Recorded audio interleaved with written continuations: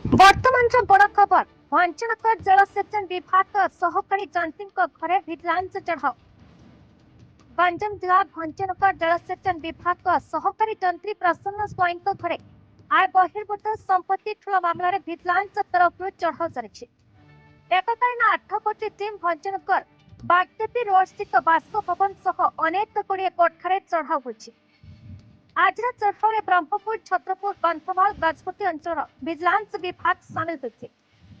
सूचनायोग्य प्रसन्न स्वाई भंजनगर जलसेचन विभाग सहकारी जंत्री भाव कार्यरत थे। चढ़ाऊ आयकर विभाग भंजनगर व्यतीत ब्रह्मपुर में चढ़ाऊ जारी रखिছে।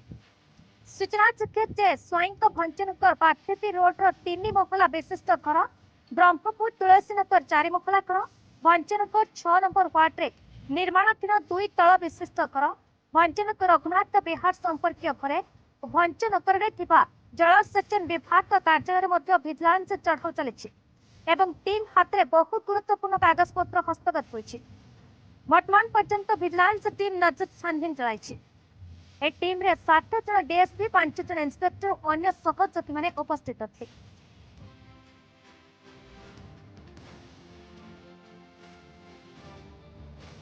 Bhanjanagar Purushottam Mahapatra report DT news Odisha.